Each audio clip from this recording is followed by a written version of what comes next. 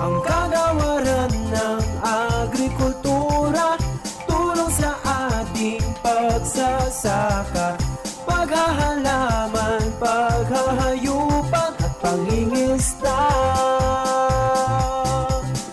Gamit ang siyensya, teknolohiya at mga modernong makinarya, tulong sa ating magsasaka, ang susi sa kaunlaran. Agrikultura, tayo'y magkaisa, tayo na mangisda at magsaka, kaalaman ang kanayunan, tungo sa kaunlaran. Ito ang programang Talakayang Pangsakahan ng Calabarzon.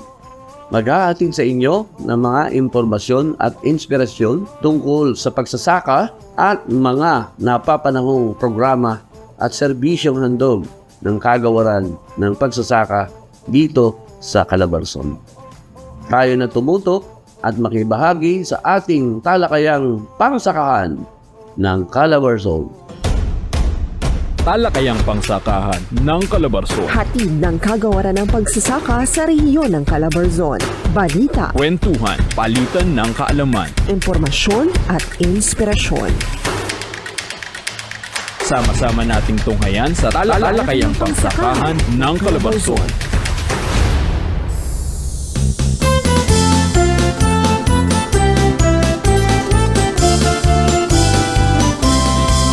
Magandang umaga, Calabarzon! Isang masaganang agrikultura at maunlad na ekonomiya po sa ating lahat. Ito po ang programang Talakayang Pangsakahan ng Calabarzon. Ang programa sa radyo kung saan bida ang ating mga kaibigang magsasaka at mangingisda at pati na rin ang mga individual na gustong mapabilang sa napakahalagang sektor ng agrikultura. Ang programang bibigay ng impormasyon patungkol sa mga programang ipinapatupad ng kagawaran ng pagsaka at ng inspirasyong hango sa kwento ng mga magsasaka dito sa Calabarzon. Ako po inyong lingkod, JV Erhino. At ako naman po si Bugstad Chavez mula sa Regional Agriculture and Fisheries Information Section ng Department of Agriculture, Region 4A. Siyempre, tayo ay napapakinggan sa tulong ng ating partner radio station, radyo natin Laguna 106.3 FM, Bondoc Peninsula 102.5 FM, Infanta 105.3 FM, at Kiss FM 95.1. At hindi lang yan, napapanood po tayo live sa ating official Facebook and YouTube channel, Department of Agriculture, RFO 4A. Yan, Kuya Bogs, isang magandang umaga. Yan, isang magandang umaga, Kuya JB. At syempre, magandang umaga sa lahat ng ating mga taga-subaybay at tagapakinig. Syempre, hindi na tayo malalayo. Panibagong kwento o inspirasyon na naman mula sa ating magsasaka, panibagong technical na kaalaman sa tulong ng butil ng impormasyon. At syempre, isang programa na naman ang bibida sa programa DA Best. Yan. At syempre, Kuya Bog, sa ating programang DA Best, makakasama natin ang vocal person ng F2C2. Walang iba, kundi ang medyo kaedad natin to, Kuya JB. Yan, oo. Di nalalayo. Si Miss Dimple, kung tawagin niya natin. Si Miss Joanna Santiago. Yan, sa tulong ni Ma'am Joanna Santiago ay maipapalam sa atin kung ano nga ba itong sinatawag na F2C2 at ano ang benepisyo nito sa ating mga farmers cooperatives and associations dito sa reyon. Mamaya nga yan sa ating programa DA Best. Pero bago yung Kuya JB, ay dumako muna tayo sa mga balitang ating nakalap at tinutukan dito sa Balitang Sakahan. Mga kaganapan sa rehiyon, Mga programa Ayuda at suporta sa mga magsasaka. at iba pa sa Balitang Sakahan. DA4A at FCA sa Calabarzon nakaisa sa kadiwa ng Pangulo. Chiverly Kagiklang magbabalita. Nakaisa ang Department of Agriculture for Calabarzon o DA4A sa sabayang paglulunsad ng kadiwa ng Pangulo na isinagawa sa 16 na lokal na pamahalaan sa National Capital Region at 82 probinsya sa bansa kabilang ang mga probinsya ng Calabarzon noong 17 ng Hulyo. Ang malawakang pagtataguyod ng kadiwa ng Pangulo sa bansa ay sa pagsasatupad ng pamahalaan ng pagpapaigting ng produksyon ng agrikultura at pagsisiguro ng sapat na pagkain sa bawat pamilyang Pilipino. Ito ay tulong sa paglalapit ng mga produkto ng mga magsasaka at mangingisda tulad ng bigas, gulay at prutas, isda, manok at iba pang pangunahing bilihin sa abot kayang halaga sa merkado at mga consumer. Kasabay na isinagawa ang pagpirma ng Memorandum of Agreement ng magkakatuwang na ahensya ng pamahalaan. Ang Department of Agriculture, Department of Trade and Industry, Department of the Interior and Local Government, Department of Labor and Employment, Department of Social Welfare and Development sa pakikipagtulungan sa mga lokal na pamahalaan. Ang mga samahang benepisyaryo ng Kadiwa Program sa rehiyon na naging kalahok ay ang Cafe Amadeo Development Cooperative, Daine 1 and 2 Farmers Association Incorporated, General Trias Dairy Racers Multipurpose Cooperative, Alfonso Cavite Farmers Producers Cooperative at Magallanes Samahan ng Magsasaka ng Cayapas at Medina Agriculture Cooperative sa probinsya ng Cavite. Sentrong Ugnayan ng Mamamayang Pilipino Multipurpose Cooperative, Liliw Upland Marketing Cooperative, Pinopac at Syudad Agrikultura Agricultural Trading Products sa probinsya ng Laguna. Sa Batangas ay ang Ibabaw MPC, Southern Luzon Farmers and Traders Agriculture Cooperative, Buklod Unlad Multipurpose Cooperative, Salaban 2 Women's Multipurpose Cooperative, Batangas City Rural Improvement Cooperative, Samahan ng Magagatas ng Batangas Cooperative, The Rosario Livestock Industry Agriculture Farming Cooperative at Menami Farm. Nakilahok naman mula sa Rizal ang Lupang Arenda Multipurpose Cooperative, Pacheco Agrarian Reform Cooperative, Sampaloc Agrarian Reform Beneficiary Cooperative at Hias Urban Mushroom. At mula naman sa Quezon ay ang Luntian Multipurpose Cooperative, High Value Crops Marketing Cooperative of Quezon, Samahang Magsasaka ng Nieva, Pinagdanlayan Rural Improvement Club Multipurpose Cooperative, Pinagdanlayan Multipurpose Cooperative, Cruzines Point Integrated Farm at Cinco Señoras Food Products. Ang mga lumahok sa rehiyon ay inasistihan ng DA4A Agribusiness and Marketing Assistance Division sa pakikipagtulungan sa mga lokal na pamahalaan ng 5 probinsya. Inaasahan ang patuloy na pagpapaigting ng pagkakaroon ng dagdag pang kadiwa ng Pangulo outlets sa mga darating na araw. Chika Gitla para sa Balitang Sakahan. Pagpaplano sa patuloy na implementasyon ng mga proyekto ng DA4A para sa mga magpapalay sa Rizal isinagawa. Jonas Palma, Magbabalita. Dumalo mga kaakibat na ahensya at kinatawan ng lokal na pamahalaan ng lalawigan ng Rizal sa patuloy na pagpaplano ng operasyon at pag-update ng datos sa ilalim ng implementasyon ng mga programa ng Department of Agriculture for Calabarzon o DA4A Rice Program.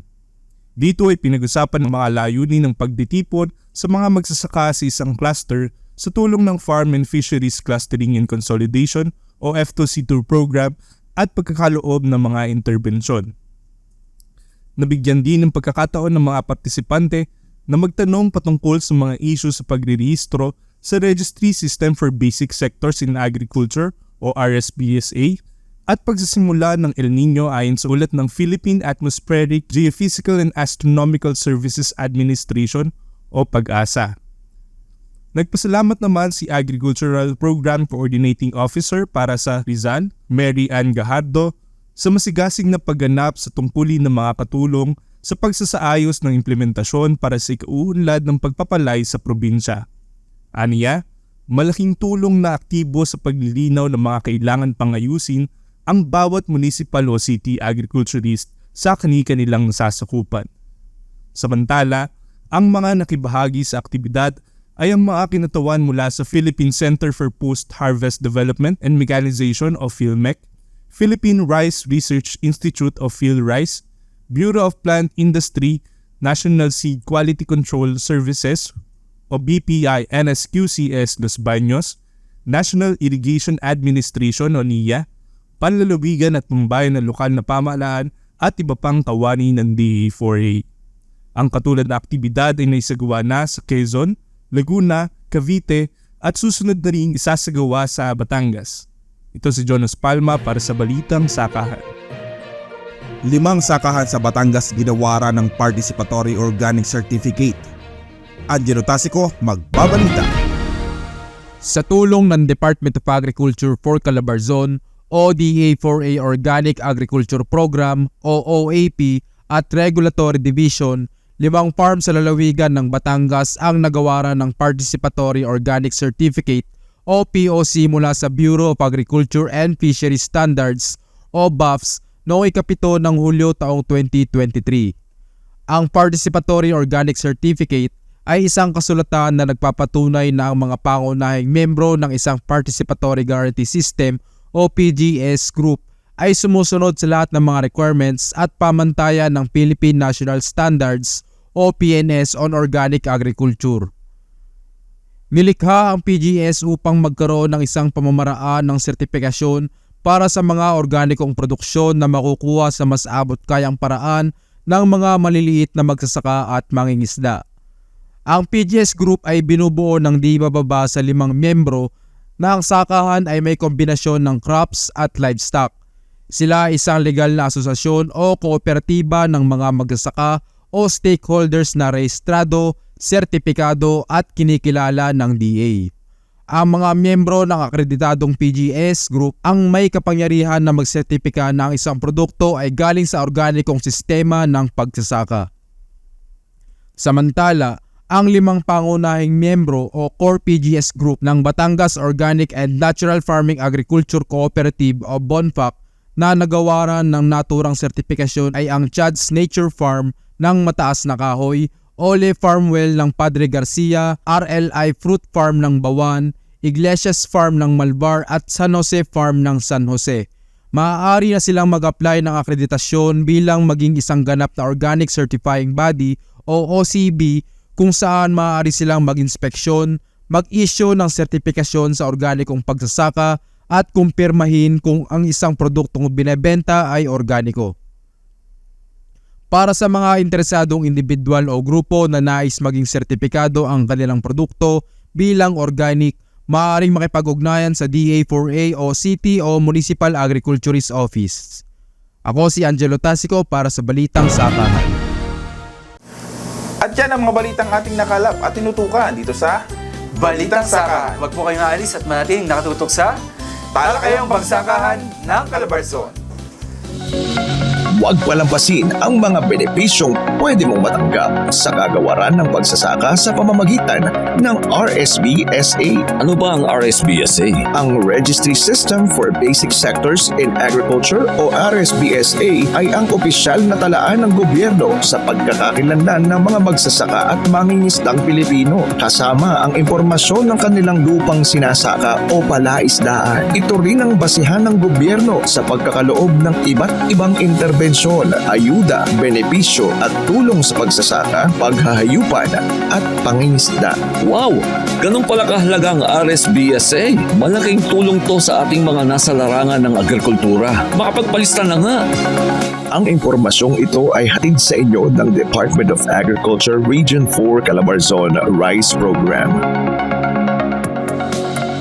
Paano magparehistro sa RSBSA?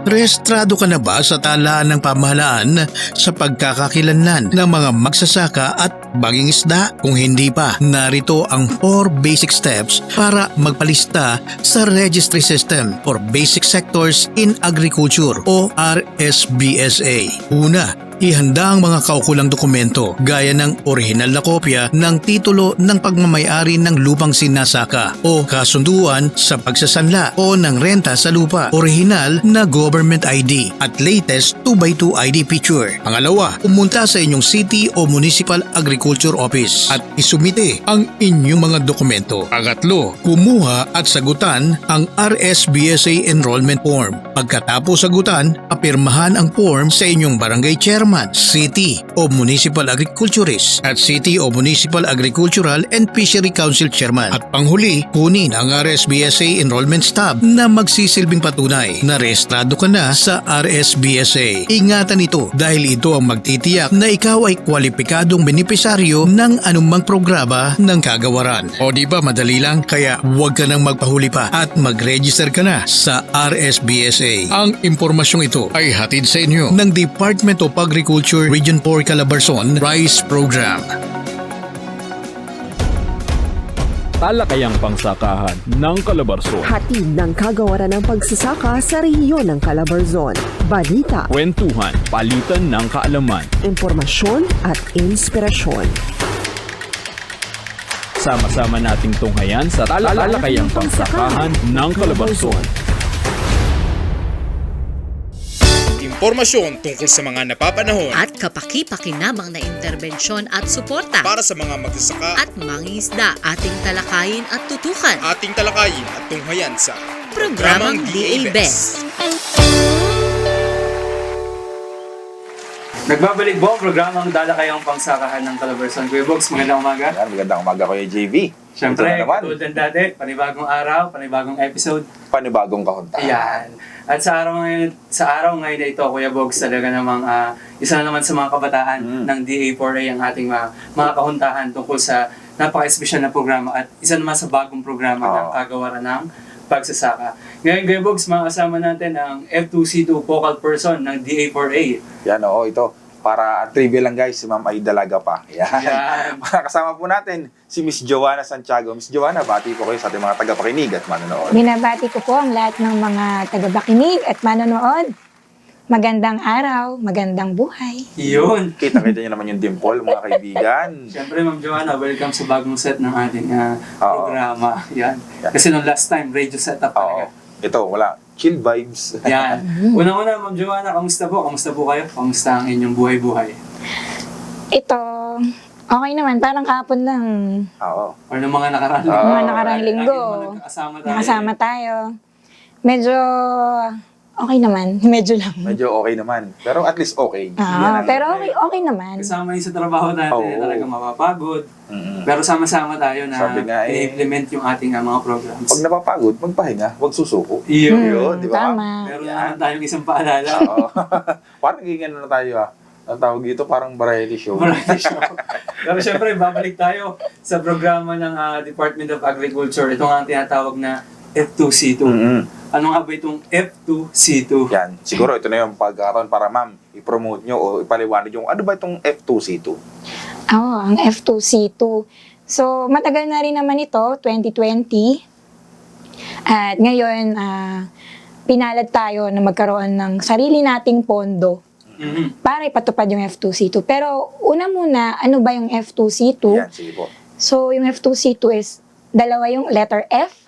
So, para mabilis matandaan, farm and fisheries or magsasaka at mangisda. And then C2, clustering and consolidation.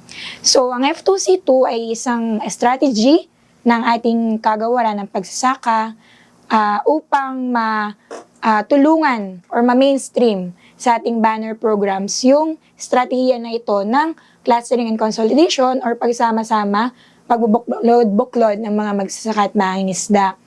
So, ang layunin nito ay maging agri-entrepreneur ang ating mga magsaka at mangingisda.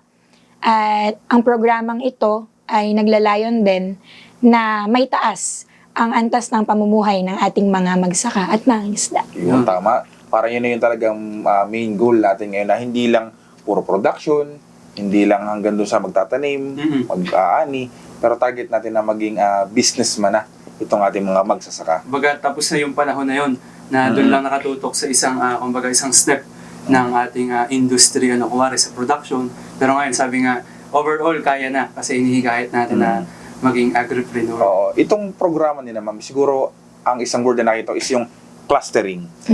Siguro, ma'am, pwede ba nating i-explain further pa yung ibig sabihin nitong clustering? Kasi, syempre, baka yung sa plain na meaning, magsama-sama. Pero ano bang meron doon sa pagsama-sama? Ayun.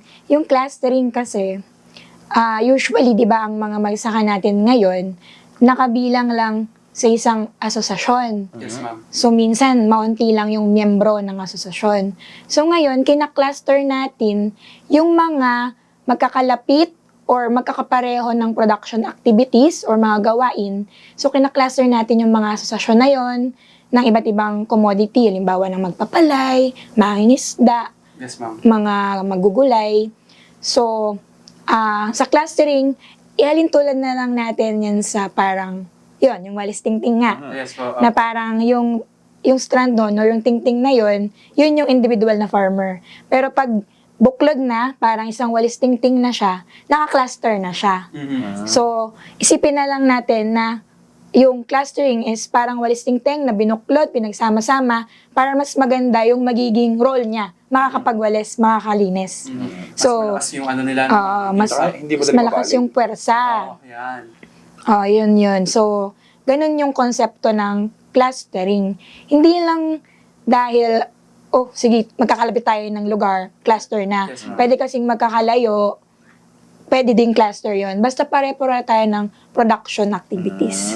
Tama. Also, pwede siguro ma'am ba, siguro kung may magtatanong, nasa gantong bayan kami, tapos nasa kabila yung ibang grupo, pwede po ba yun? Pwede po yun. Basta meron po tayong memorandum of agreement na gusto nilang maging cluster, meron pong dapat maging usapan. Yun. Tama kasi parang nung isang araw lang may encounter kami na si ganitong barangay hindi makakasapat ang production, si ganitong barangay may ganito din production, ayun po ay pwedeng pagsamahin para makamit siguro po yung demand na kalimitan. Ano po? Kasi Yes. po parang sa pagkakaintindi ko ay mina-market match din po ba ang mga produkto dito? Yes po.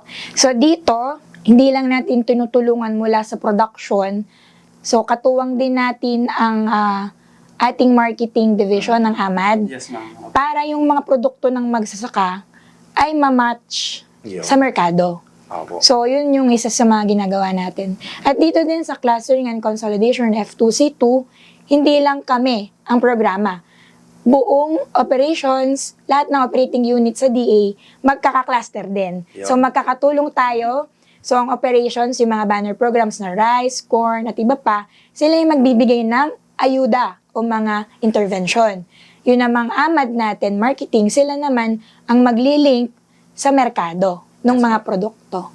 Yun, parang madami nagiging benefits pala pagka ikaw ay kasama dito sa clustering. Yes. Kung matatandaan kasi natin na kung makakasama tayo din sa mga market linkage ng AMAD, meron tayong mga institutional buyer na tinatawag ko yung mga Yes. companies na syempre meron silang requirement na volume. So, tama nga kung tayo nga naman isa-isa o dalawa-dalawa, yung ating produce ay hanggang 2 kilo o isang sako, hindi natin mamimit yung requirements nila. Ano po? Tsaka pagdating po dun sa presyuhan siguro, Yeah. tingin ko magkakameron ng advantage kung isang grupo kayo o malaki kayong tingnan kasi halimbawa, ikaw magbebenta ka ng kamatis, ako magbebenta ako ng kamatis, kung dalawa tayo, tapos may buyer. Yan, ano po ba man? Tama po ba? Tama po yun. Yan.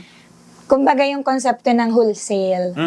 Diba? Pag madami tayo, mas kaya nating makipagnegosasyon sa Yan, presyo. Kung bibili tayo ng abono, Ayun. mas mura. So yun yung tinatawag nating economies of scale na kung saan ang mga cluster, mas bababa yung kanilang gagastusin. Kasi nga, cluster na. Kaya nating makipag-bargain sa mga kausap natin. Bargaining power. Yes, bargaining power. Madami ngayong words of the day, no? Economies of scale. Akalain mo natututo tayo ng mga ganyan-ganyan, ano? Bukod dun, ma'am, ano po ba yung mga benepisyo kung sakasakali na mapapasali ang isang grupo dito sa clustering? Marami tayong benepisyo. Yeah. Una, kapag cluster, prioridad ng DA ngayon. Sana all. Priority. Kasi di ba, sa 18 strategiya ng DA, number 1 yung clustering. So kapag tayo cluster na, syempre yung ating mga ayuda sa kanila pupunta. Mula sa production, sa mga pagpoproseso, makinarya, irigasyon, pagsasanay, at syempre yung dulo, yung pagmamarket o sa pamilihan. Yun. Yung Talagang, end goal nung bawat grupo. Lahat, yung value chain na sabi natin, mula production to marketing. yan. At tayo ay nandun tayo sa saklaw ng 18 na yun. Strategic communication. Yan. Tama. At yan ma'am, syempre sabi nyo nga kanina, 2020 nagsimula ang F2C2. Ano ba yung parang ngayon, as of today, ano nga ba yung mga accomplishment na nagawa o naisagawa ng inyong tanggapan? Siguro, sige, simulan natin.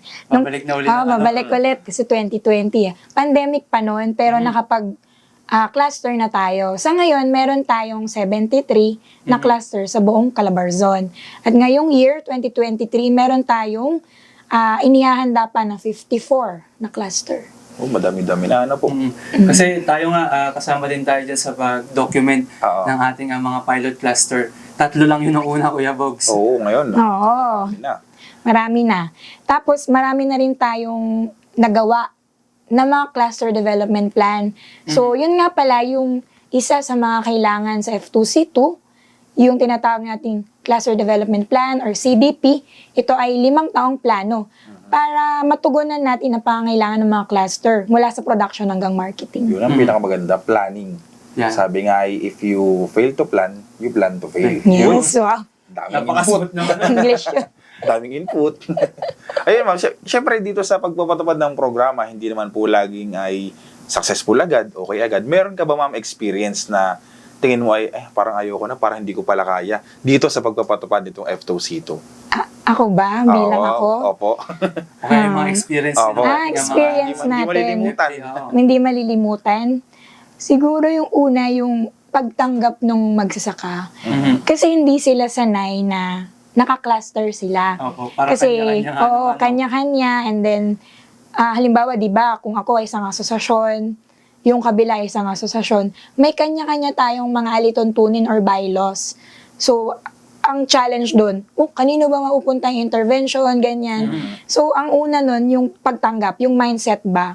So, yun yung challenge. Pero, syempre, ginagabayan natin sila and then natutugunan natin yung ganong hamon sa ating programa. Sila po ba yung nag-undergo din yung kung tawagin ay social preparation? Yes po. So, mabanggit ko lang, ang F2C2 kasi meron tayong output, 3 output.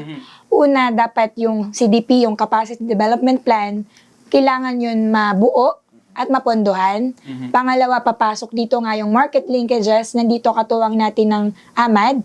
Then pangatlo, yung capacity building or pagsasanay. Siyempre, hindi agad-agad makakapag-market ang isang cluster, lalo na kung bago pa lang. So, nandyan yung social preparation. Sinasanay natin sila, una, dapat yung organisasyon dapat maayos. Para hindi sila mag-aaway-away. Marunong silang mamahala ng mga miyembro nila. Then, tuturuan din natin sila paano mamahala ng pananalapi. Dahil ibang usapan kapag pera na ang pinag-uusapan. And then, pangatlo, syempre, tuturuan natin sila sa mga produkto. Paano ba ito magkakaroon ng value adding? Hindi lang, dito kasi sa F2C2, hindi lang yung raw, halimbawa, palay lang. Gagawin natin ito, i-develop natin ito, pwedeng maging bigas, yung mga byproduct kagaya ng mga rice, straw, pwede nating gamitin, turuan ng mga asawa ng farmer para mag-mushroom production. Kumbaga, hindi lang siya talagang product-based na sariwa. So, yan. So, yun yung mga ginagawa namin. So, madami-dami na rin palang kailangan na. Kasi ang pagtitingnan natin, yung F2C2, akala natin, pagsasama-sama lang. Yun pala, may mas malalim pa tayong kailangan tingnan na may mga pagsasanay, mayroon pa palang mga value adding na ganyan. Tama si ma'am na talagang yung CDP, yung plano, sabi nga. Yan, in-emphasize mo. Kasi kung wala yun, walang kumbaga path na susundan dito sa pag-implement ng F2C2. Kung sa palayan ay mahuhulog pag hindi mo sinundan yung pilapil. Yan, pilapil ang tawag. Pero ma'am, dito ba sa pagbuo ng F2C2, bukod sa, syempre may mga orientation tayo, so social preparation, ano pa yung mga next step kung wala may mga interesado tayo na mga FCA pa rin na gustong mag-join dito sa ating programa? So dito, para maging F2C2 cluster tayo, syempre dapat may intention ng cluster na maging F2C2. Mahirap kasi pag pipilitin mo lang sila. So, pag may letter of intent na yung Pangulo, syempre endorse yun ng mayor, ng municipal agriculturist, dadaan sa probinsya, endorse ng mga APCO natin. Then, dadaan sa atin yung letter. Pagkatapos nun, syempre, pupuntahan na natin sila. Doon na tayo gumagamit ng ating mga enterprise assessment tool na hiniram natin sa PRDP. So, yun yung ginagamit natin. And then, tinitingnan natin if kwalipikado ba yung mga magsasaka bilang cluster. Yung ganun pala yung andun. Yan, speaking of qualifications. Halimbawa, ma'am, kami po ay may samahan. Paano ba kami may samahan? Kami samahang walang katulad. Yan. At yung mga talagang willing na. Apat tayo. Paano ba masasabing qualified ang isang samahan para makilahok sa F2C2? Meron tayong mga criteria. Yan. Meron nga pala tayong Memorandum Circular 21. So, yun yung implementing guidelines ng F2C2. Pwede nyo po yung ma-download sa Google or available po online. Yes po. Teki naman sila sa Messenger. Nagpapasa-pasa din kami. So, nakalagay po doon dapat rehistrado po tayo sa mga ahensya kagaya po ng DOLE, ng Barangay Microbusiness Entity, or Security Exchange Commission. Tinatawag na SEC natin. Yes po. Dapat register tayo doon ng at least 1 year, isang taon. Dapat din po, ang membro natin, 75% po nun ay RSBSA registered. Diyan ang pumapasok ang RSBSA. Ang walang sawang RSBSA. Ayan. At syempre, meron din tayong minimum na production, lawak ng lupa. So para po sa palay, ang minimum ay 100 hectares. Sa corn, 75. Sa mga gulay po, 25 hectares. Sa atin pong livestock, ang sinusunod po natin dito ay yung guidelines po ng INSPIRE or yung mga multiplier farm. At yung swine clustering din po ng livestock program. At para naman po sa mga magpuprotas, 100 hectares po. Sa mga magkakape, kakao, 100 hectares din. At kung meron din po nagtatanim ng abaka, 100 hectares din. Ayun, so sana ay mapakinggan at nabalikan ng ating mga tagapakinig at manonood. Pwede naman pwede nyo naman i-replay. After ng airing ng episode. Tapos may pahabol pa. Ayan. Kung halimbawa, hindi kayo nakabuo ng ganong hektarya, pwede po kayong makisali sa mga F2C2 clusters na nasa isang bayan.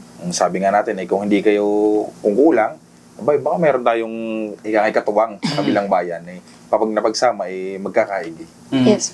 Necessary ba ma'am na, syempre nabanggit mo, may mga magpapalay, may mga magugulay, magpuprutas. Necessary ba talaga sa isang cluster na dapat lahat present yun? Pati naghahayupan. Kailangan, meron ba talaga sa isang cluster nun? O pwedeng pagpapalay lang tsaka magpuprutas? Pwede po. Pwede po na magpapalay lang 100 hectares. Ayun, basta kumbaga ma-achieve nila yung 100 hektarya. Yes po. Medyo malawak-lawak yung achieve.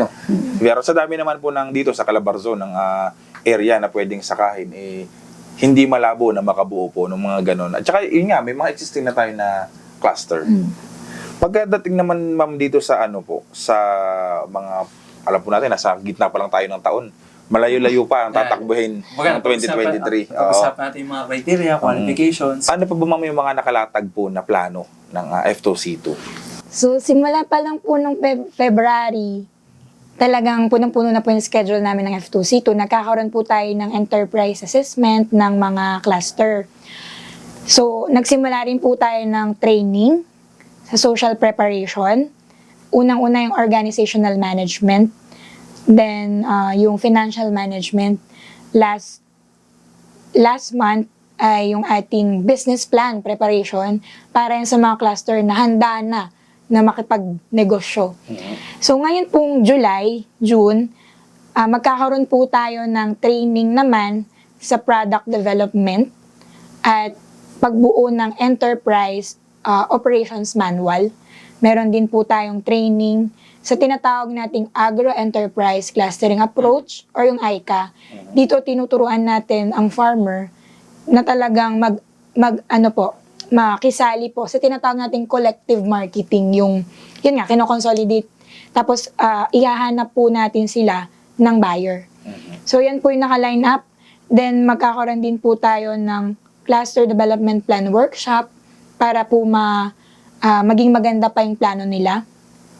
At sa mga susunod pa po yung mga CDP ng mga nakaraang taon, ito naman po ay pinopondohan na, binibigyan na po ng mga ayuda ng banner programs. Unti-unti lang nagmamaterialize nga yun. Siguro mga 1 year or 2 years from now, makikita na natin na nagmamaterialize na yes, po. Itong mga so, plan. Magandang indikasyon na dumadami talaga yung ating mga FCAs na nagbibigay ng intensyon na sumali under F2C. Sabi nga ni ma'am kanina, para makasali, kailangan ng letter of intent. Kanino po ba ma'am ito pwedeng i-address? Ang letter of intent po natin ay pwede po nating i-address.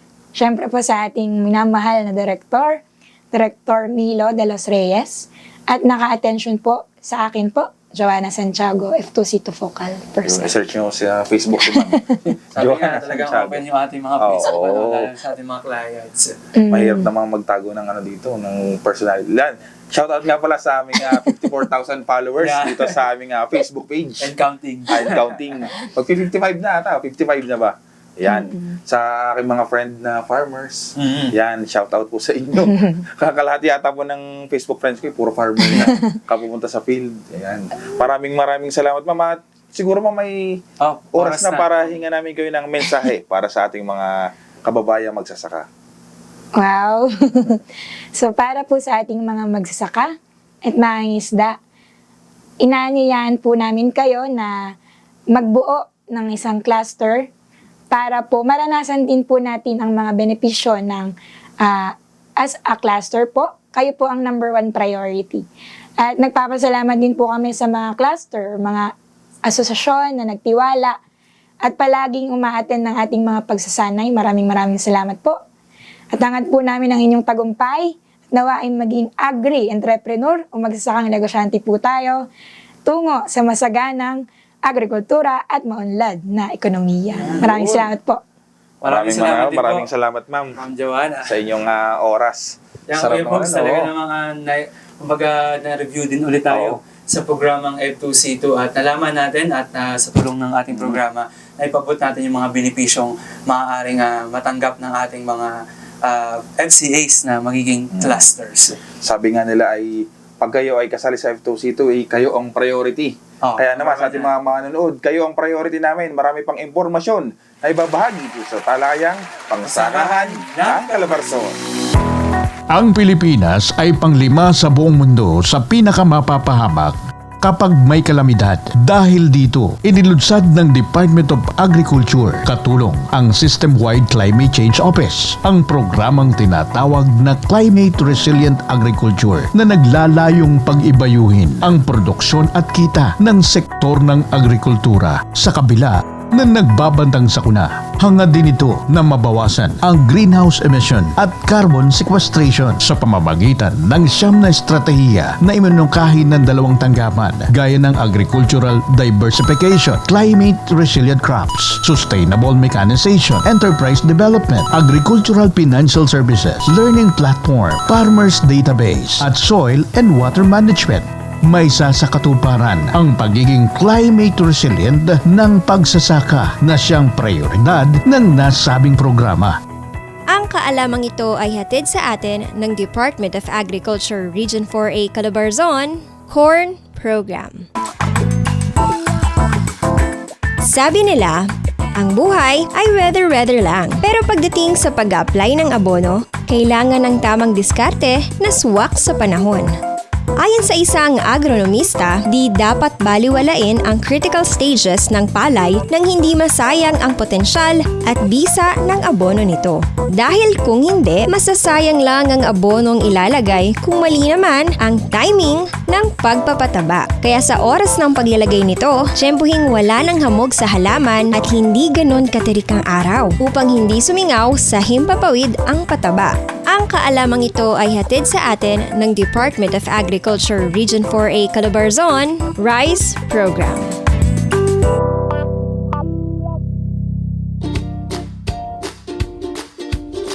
Nay, ano bang pagkakaiba ng tinatanim na palay ni Naitay at Kuya?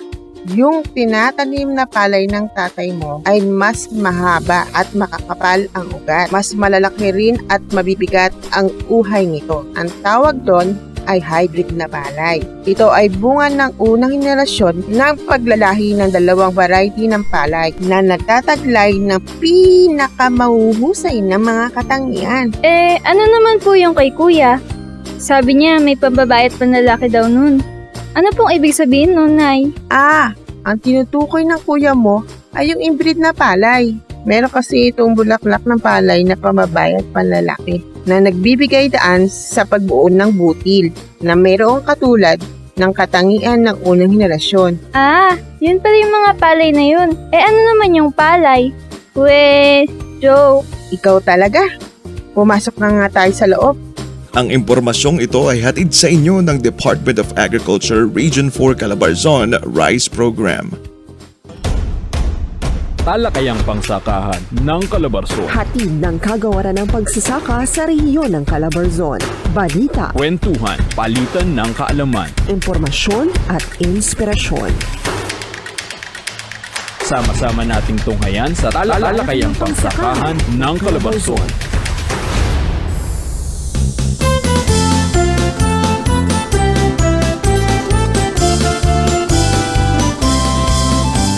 Ani at iba pang produkto at serbisyo. Mula sa mga magsasaka at mangingisda. Kitang-kita sa Agri-Tindahan. Agri-Tindahan. Alam mo ako, JB, nito mga nakarang araw medyo nagiging conscious na ako sa kalusugan ko, lalo na pagdating dito sa intake ko ng sugar. Baka may marirekomenda ka sa akin na mas healthy pa na option. Since nasa agriculture tayo, Kuya Bogs, maaari nating tangkilikin ang coco sugar at meron ito sa Alabat, Quezon. Yan, ano ba yan, JB? Speaking of pagiging health conscious, may iba't ibang benepisyo ang paggamit o pag-intake ng coco sugar. Unang-una, kung ating mga kababayan ay may diabetes, so yun, maganda na makakatulong yung ating coco sugar. Pangalawa, syempre, meron itong iba't ibang vitamins at minerals at syempre, yung ating phytonutrients. Yan, parang nabanggit nga sa akin din yan ng huli. Yung coco sugar. Magkano ba ito kay JB? Baka naman medyo mahal yan. Yan, meron tayong 80 pesos per 220 grams. At syempre, meron ding 150 pesos per 500 grams. Yan, ito ba yung kanilang cellphone number, Kuya JB? Kasi alam ko, meron tayong balat niya dito sa gilid eh. Yan, sige nga, Kuya Bogs. Siguro ito yung 0981-214-9120. Yan, ulitin natin. Kuya JB, 0981-214-9120. Yan po ang coco sugar o pinagmamalaking coco sugar mula sa Alabat, Quezon. Yan, mga suki na katulad kong health conscious, bili na!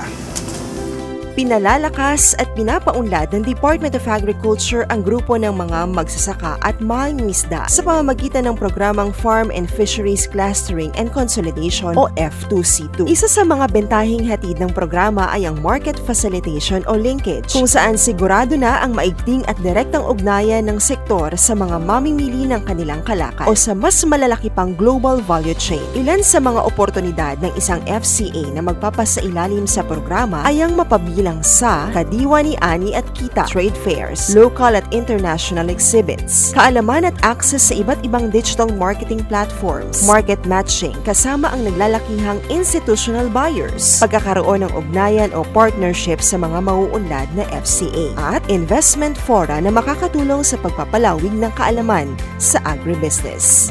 Para sa inyong mga katanungan, makipag-ugnayan sa Department of Agriculture Region 4, Calabarzon. Ang impormasyong ito ay hatid ng DA4A F2C2 program.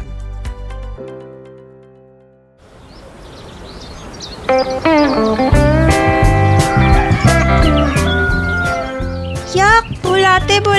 Ay, sobrang daming bulate. Sus, okay lang yan anak. Alam mo ba na ang mga bulatin na yan ay ating mga kaibigan? Kaibigan? Paano po naging kaibigan? Sila kasi ang tumutulong para mas maging malusog ang ating mga lupa. Ang kanilang poops, ang tinatawag nating vermicast na siyang inihahalo natin sa lupa para maging pataba sa organikong pamamaraan. Tay, ang dami namang nabibiling fertilizer sa merkado. Hindi na kailangan yan. Naku anak, iba ito, organic fertilizer ang tawag dito at napakaganda nito sa ating paghahalaman dahil hindi ito nakasasama sa ating kalusugan at sa ating kapaligiran. Ayos pala, Tay. Sorry, Tay. Muntik ko nang itapon yung mga bulatin na yan. Ikaw talaga anak. O siya, halika at tulungan mo akong kumuha ng mga vermicast. Ang kaalamang ito ay hatid sa atin ng Department of Agriculture Region 4A Calabarzon Organic Agriculture Program. Talakayang pangsakahan ng Calabarzon. Hatid ng kagawaran ng pagsasaka sa rehiyon ng Calabarzon. Balita, Kwentuhan, palitan ng kaalaman. impormasyon at inspirasyon. Sama-sama nating tunghayan sa talakayang pangsakahan ng Calabarzon. Mga kwento ng pag-asa at tagumpay. Siguradong kapupulutan ng aral at ng inspirasyon. Ating tunghayan sa Agri-Story. Kilalanin si Fidel Santa Catalina, isang negosyanteng magpapalay mula sa Morong Rizal. Dahil sa hirap, una niyang iniwasan ang kinamulatang pagsasaka. Kaya naman, siya ay nagsumikap, nag-aral, nagtapos at nagtrabaho sa opisina. Ngunit sino mag-aakala na sa huli ay sa pagsasaka pa rin babalik ang sigaw ng damdamin ni Ginoong Fidel. Goodbye opisina, hello pagsasaka. Noong unang panahon kasi, ang aking ama isang magsasaka. At dahil bilang isang panganay na anak at lalaki, obligado akong tumulong sa kanya sa mura akong edad. Ang mabuti yun halos hanggang sa ako mag-high school. Kaya nagkaroon ako ng kaisipan dahil sa hirap ng pagsasaka noon, na paglaki ko ay talagang ayokong maging magsasaka.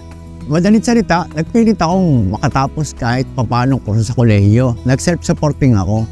Dumating ang panahon, nag-empleyo ako sa mga private na company. Siyempre, pag nakakita ng magandang oportunidad, i-grab mo yun. Dumating ang panahon, nagkasawa ako, tapos nagkaroon ako ng anak. Inisip ko na yung bukas. Ay ko, paano ko pag-aaralin itong anak ko? Paano kurso ang bibigay ko rito na kaya ko suportahan? Ngayon, alaala ko nung araw, kami ay 7 magkakapatid. Bakit ang lahat ng kapatid ko yung nakapagtapos? Ang mga gola ko yung magsasaka. Kaya sumubok ulit ako nung magkaroon ng oportunidad. Sinubukan ko uling bumalik sa pagsasaka. Sa murang edad na nagsasaka si Ginoong Fidel ay hindi palingid sa kanyang kaalaman ang suporta ng pamahalaan. Ngunit sa kanyang pagtanda at pagbalik ay nakita niya ang kapakinabangan na may tulong na nanggagaling sa kagawaran ng pagsasaka, partikular sa mga pagsasanay na kanyang palaging dinadaluhan. Yung panahon ngayon ay naglunsad ang Department of Agriculture na magkaroon ng Farmer Field School, FFS. Ako yung sumama sa pag-aaral na yun. At nakita ko, kapag palang isang magsasaka ay talagang isa sa puso ang pagsasaka, ay yung dati mong inaani na sa isang hektare ay 80, 100, kaya mo pala yung palaguhin ng halos kalahati pa. Dahil sa sinubok namin, nakita ko na talagang kapag may kaalaman ng isa, ay talagang hindi bababa ang ani mo. Hindi man madali ang hamon ng nagbabagong presyo ng palay para kina Ginoong Fidel, palagi niyang pinapaalalhanan ang mga magsasakang pinamumunuan na hindi nila ito kayang kontrolin. Hindi natin pwedeng pingilan iyan kasi tayo ay nasa pagitan ng mamimili, tapos tayo, mas malaki kinikita ng mga namimili. Ngayon, sabi ko, subukan ninyo kayo magnegosyo ng bigas. Kasi ako'y galing na rin sa negosyong iyan.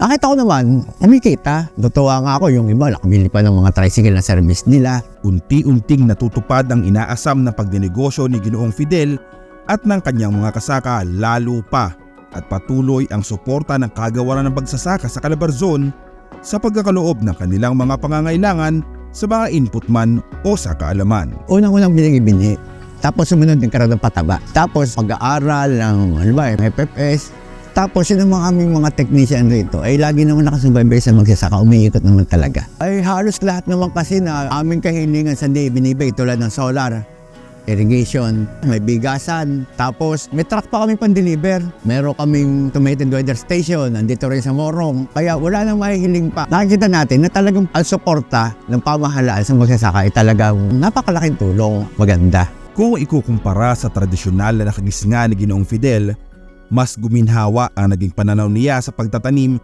dahil sa mas madaling prosesong dulot ng mga teknolohiya at makinarya. Sa kabila man ng pagtanda, ipinagmamalaki niya na ang baon pa rin ang lakas ng katawan sa pagsasaka na hindi na nakamit sa pag-opisina. Nung ako mag-try magpalayan, siyempre nung una mahirap. 30 minutes lang, uuwi na ako eh. Pero kinabukasan, tumagal-tagal. Parang wala na lang. Sabi ko, maganda sa kalusugan. Lang isang magsasaka, malakas ang katawan. Yung aming gagawin paglaland prep ng 1 buwan, kaya naman natin itrabaho niya ng 1 linggo. Una-una, nakakatipid ka sa gastos. Tapos sa trabaho. Yung trabaho ng kalabaw, kahit 10 kayo, 1 hektare, alanganin pa eh. Sa traktor, pag kami 3 oras, tapos na. Kaya ngayon, ang magsasaka, hindi puro hirap. Makikita natin na ang magsasaka, unti-unti nang niyayakap ang makabagong teknolohiya. Sumugal man si Ginoong Fidel na magpaalam sa kanya mga bagay na pinaghirapan niyang makamit sa pag-opisina, ay walang bakas ng pagsisisi sa pagpili niya sa pagsasaka. Bagkus ay ibinida niya ang mga naipundar kalakip ang kanyang bisyon para sa mga magsasakang pinamumunuan sa bayan ng Morong. Yung aking panganay sa pamamagitan ng pagsasaka, nakapagpatapos ako sa isang eksklusibong paaralan. Tapos meron pa ako sa pa-college ngayon. Ikinatutuwa ko naman dahil sabi ko, kaya pala ng isang magsasaka na sumabay sa karamihan. Kinakailangan spend money wisely. Ang bala ko, bago man lang ako magretiro rito sa mundo, huwag naman muna sana, makakita ko na ang magsasaka, mga negosyante na. At yun ang inuunti-unti ko. As of now, may plano kami, nagre-register na kami sa kooperatiba rito. Sabi ko nga, pinapaliwanag ko sa kanila, ang Department of Agriculture, sumusuporta yan sa magsasaka. Saan ka makakikita na magtatayo ng kooperatiba, nandyan ang mga gamit natin. Ang gagawin na lang natin, patatakbuhin na lang natin ang maayos ang kooperatiba para tayo kumita. Si Ginoong Fidel na tinaguri ang isa sa mga outstanding farmers sa Calabarzon ay malaki ang pasasalamat sa mga tumulong sa kanya mula sa lokal na pamahalaan at kagawaran upang makamit ito at mapaunlad pa ang mga paraan sa pagsasaka. Hangad din niyang maiparating ang mensahe ng inspirasyon para sa mga kapwa magsasaka at lalong-lalo na sa mga kabataan. Unang-una sa ating pamahalaan, pangalawa sa Department of Agriculture. Sa ATI, yun ang lumuto sa aming kaisipan kasi minumulat na kami. Tapos aming munisipyo, sa aming mayor, tapos yung aming mga technicians. Pati sa mga magsasaka kasamahan nito, kapag ka nagsabi ka, oy, kailangan natin ganitong suportado ka. Sa aking mga kasamahang magsasaka, lagi nating isa sa isip, ang pagsasaka hindi kinakailangang mawala. Ang kaalaman, karanasan, dapat paunlarin pa rin ang paunlarin para mahigayat yung mga bagong magsasaka na maginhawa pala.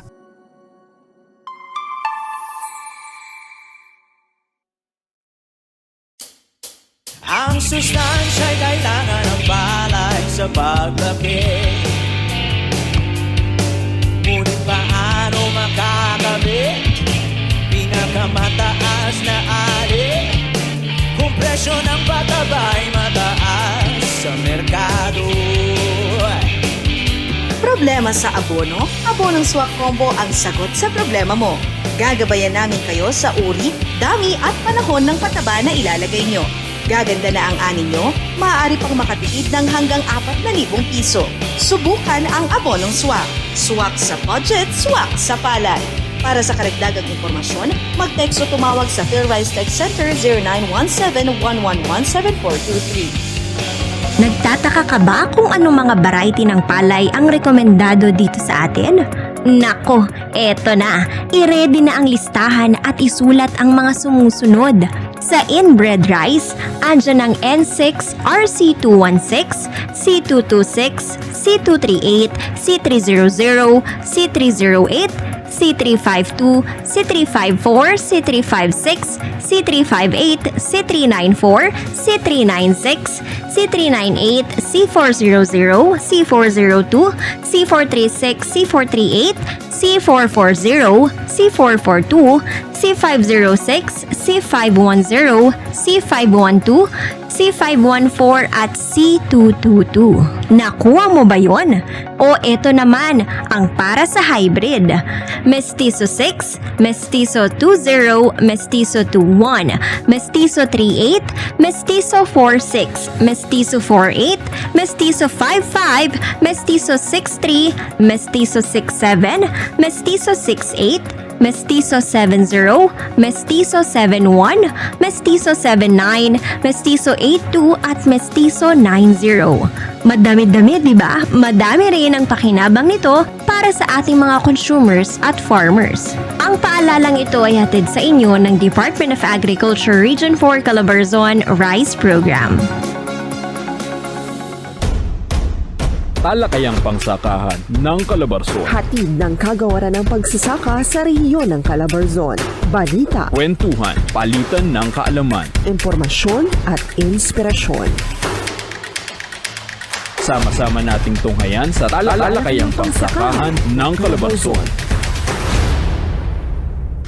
Bawat tanong, tutugunan sa Util ng impormasyon. Anong hindi mo alam? Hindi mo ba alam artificial insemination? What's up mga ka-agri? Ang Artificial Insemination o AI o dilikas na pagpapalahi ay isang pamamaraan hindi nangangailangan ng physical contact. Ang AI o pagsusumpit ay ginagawa sa mga naglalanding inahin tulad ng baboy, kalabaw, baka at iba pang mga kauri nito. Ilan sa mga benepisyo ng pagsusumpit ay mas makakatipid sa gastos dahil kaunting barako lamang ang kailangan sa pagpapalahi. Makakasiguro na ang mga inahin ay masesimilyahan kahit na malayo ang mga hayop sa paligid o lugar. Mas may iwasan ng pagkalat ng nakakahawang sakit at mas mapapadali ang pag-aayos ng talaan ng pagpapalahi. Wala muna tayong hugot for today dahil masaya ako. Alam niyo kung sinong dahilan? Eddie, ikaw? Para sa karagdagang impormasyon ukol sa pagsusumpit o AI, magmensahe sa aming official Facebook page, Department of Agriculture RFO 4A. Muli, ako si Agri Dani para sa butil ng impormasyon. Maraming salamat sa iyong binahaging kaalaman, aming Agri Dani. At yan naman po ang bumubuo sa bagong edisyon ng Talakayang Pangsakahan ng Calabarzon. Naway marami po kayo natutunan at naging makabuluhan ang sandali po nating pinagsamahan. Abangan po ang ating susunod na talakayan sa araw ng Miyerkules mula alas 9 hanggang alas 10 ng umaga. Yan, sabayan din tayo mapapakinggan sa ating mga partner radio stations. Siyempre, ang walang kupas na radyo natin Laguna 106.3 FM, 102.5 FM Bondok Peninsula, 105.3 FM Infanta at Kiss FM 95.1. Siyempre, live tayo mapapanood sa ating Facebook and YouTube channel, Department of Agriculture RFO 4A. Muli ako po yung likod, Bugs de Chavez, at nakabuo ng isang tongue twister mula sa ating programa. Sige nga, Kuya Bugs, share mo nga. Pinagsama-samang samahan upang makabuo ng isa pang samahan ang mga samahan. Ba, F2C2 yan ha? Yan, F2C2 yan, Kuya G. Yun! At ako naman po si JV Arhino at sa ngalan po ng aming Regional Executive Director, Milo de los Reyes. At sa mubuo ng Regional Agriculture and Fisheries Information Section, kami po ay taus-puso nagpapasalamat sa inyo pong pagsubaybay. Kaya naman, lagi-lagi tumutok sa Talakayang Pangsakahan ng Calabarzon. Dagdag na kaalamang kapaki-pakinabang ating aabangan. Sa susunod na edisyon ng Talakayang Pangsakahan ng Calabarzon. Tumutok na muli sa ganito pa ring araw at oras. Sumainyo ang programang Talakayang Pangsakahan ng Calabarzon. Ako po ang inyong lingkod, Milo de los Reyes, na nag-aanyayang laging sumubaybay sa ating programa at sama-sama at tulong-tulong nating kamtin ang mas masaganang agrikultura at maunlad na ekonomiya. Maraming salamat po at hanggang sa muli. Magsasaka at mangingisda, kabalikat ng inang